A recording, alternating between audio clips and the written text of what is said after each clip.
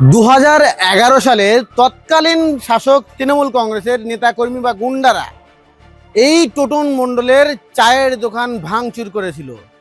তারপর থেকেই এই টোটন মণ্ডল শপথ করেছিল এই সরকারের পালাবদল হলে তিনি দণ্ডি কেটে সুদূর তারকেশ্বরে যাবেন জল ঢেলতে।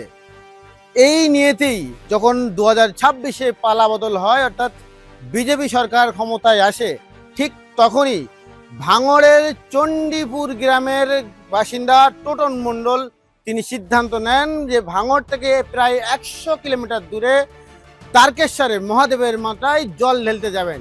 এই নিয়েতে তিনি বার হন এবং তার সঙ্গ দেন তার এক ভাইপোকে সঙ্গে নিয়ে তিনি তারকেশ্বরে যান, সেখানে বাবার মাথায় জল ঢেলতে। তার এই দীর্ঘ 100 কিলোমিটার প্রায় রাস্তা, এই যেতে কম বেশি সময় লাগবে 15 থেকে 16 দিন।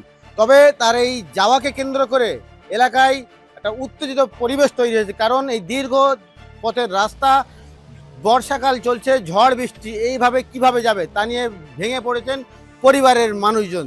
পরিবারের তার বাবা, মা, স্ত্রী, পুত্র সন্তান তারা কিন্তু এই পরিবারে আছেন, তারা কিন্তু যথেষ্ট চিন্তিত, কারণ তারা জানেন না তার বাবা বা তার সন্তান এইরকম একটা সিদ্ধান্ত নিয়েছেন যে তারা তারকেশ্বরে যাবেন।